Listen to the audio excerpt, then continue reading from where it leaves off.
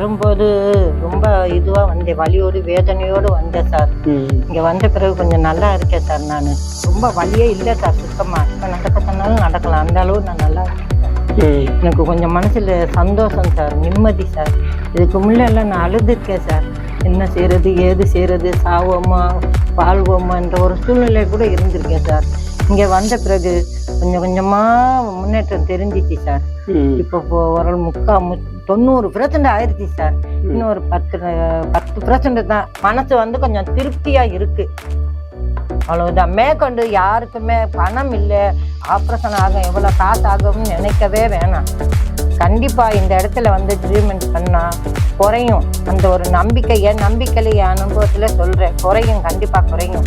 எங்க வீட்டுக்காரருக்கே 2 நாள் முடியாம இருந்தவர் 2 நாள் பாத சிகிச்சை பண்ணினாரு. இப்ப அவருக்கே கொஞ்சம் பரவாயில்லன்னு சொல்றாரு.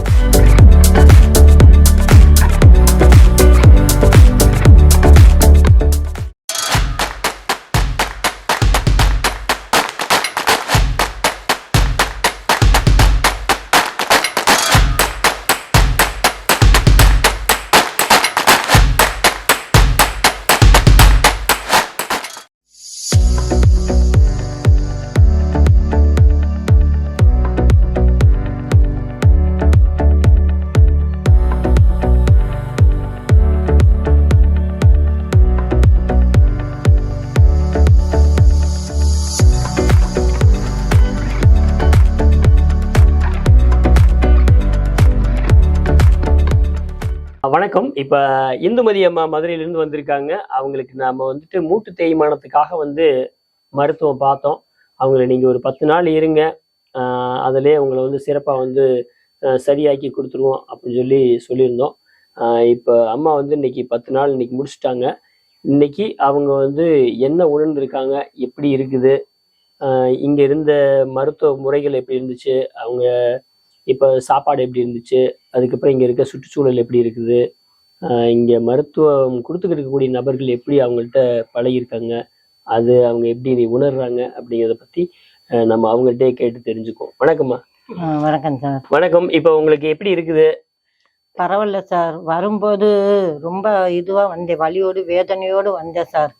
இங்க வந்த பிறகு கொஞ்சம் நல்லா இருக்கேன் சார். நான் முழுசாவே இன்னும் கொஞ்சம் லேசா தான், ரொம்ப வலியே இல்லை சார் சுத்தமா. இப்ப நடக்க சொன்னாலும் நடக்கலாம், அந்த அளவு நான் நல்லா இருக்கேன் சார்.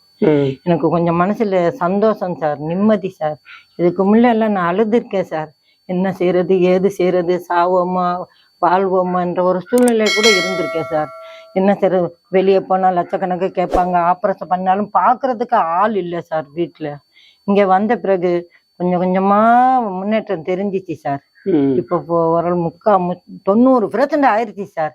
இன்னும் ஒரு 10% தான். அது வீட்டுல போய் நம்ம கொஞ்சம் வேலை, இங்கேயே வேலை பார்த்தோம். கொஞ்சம் கொஞ்சமா தினம் நடந்து வந்தேன் சார். நடந்து போக சொன்னாங்க, நடந்து வர சொன்னாங்க, நடந்தேன், சமண்டம் போட்டு உட்கார்றேன், நடக்கிறேன், எல்லாமே பண்றேன் சார். நல்லா இருக்கு. அதே போல வீட்டுல 3 வேளையும் சமைச்சாதான் எங்களுக்கு சாப்பாட்டு. ஆனா இங்க அப்படி இல்லை சார். கரெக்டா காலையில சத்தான கஞ்சி, கேப்ப கஞ்சி கிடைச்சிரும், மோர் சாதம், மத்தியானம் சாப்பாட்டு, உரப்பில்லாத சாப்பாட்டு, நைட்டு ஏதோ ஒரு டிபனு, கரெக்டா கவனிச்சிருக்காங்க. நல்லபடி எல்லாரும் மருத்துவம் பண்ண கூப்பிடுவாங்க. முதல்ல சார் பாத சிகிச்சை பண்ணிடுவாரு. அப்புறம் சார் மூட்டு வலிக்கு இது பண்ணி உருவி விடுவாரு. அப்புறம் ஒத்தடம் கொடுப்பாங்க. இதுல அது என்ன மிஷின், அதை வச்சு இது பண்ணுவாங்க. அதுக்கப்புறம் பத்து போடுவாங்க. இதெல்லாம் முடிக்கிறதுக்கே கரெக்டா ஒவ்வொருத்தரும் வரிசையா வேலை பண்ணிட்டே இருப்பாங்க. அதுக்கே மதியம் சாப்பிட்டு ரெஸ்ட் எடுத்துட்டு படுத்துருவோம். சாயந்தரம் ஒரு டியூ உருவி விடுவாரு சாரு. நல்லபடியா கவனிச்சாங்க, நல்லபடியா செஞ்சாங்க. மனசு கொஞ்சம் திருப்தியா இருக்கு, அவ்வளவுதான். மேற்கொண்டு யாருக்குமே பணம் இல்லை, ஆப்ரேஷன் ஆகும், எவ்வளவு காசு ஆகும்னு நினைக்கவே வேணாம்.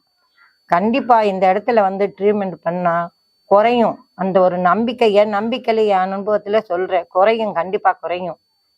வரலாம், தாராளமா வரலாம், சிகிச்சை பண்ணிக்கலாம்.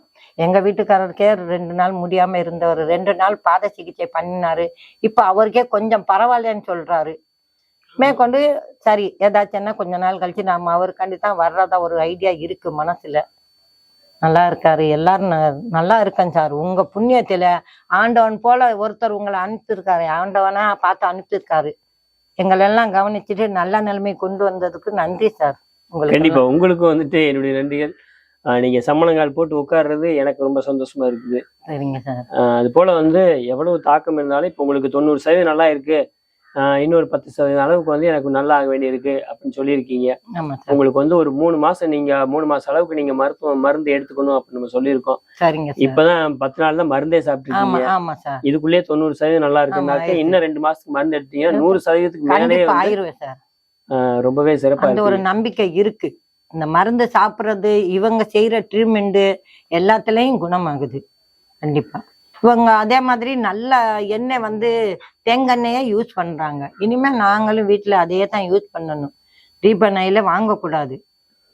சார் சொன்ன மாதிரி என்னென்ன செய்யணுமா அவர் சொல்படி நடந்தாலே ஆரோக்கியமா கடைசி காலம் வரைக்கும் ஆரோக்கியமா இருக்கலாம். அவ்வளவுதான். கண்டிப்பா. ஆமா சார். சிறப்பு. நன்றி. நன்றி சார். நன்றி.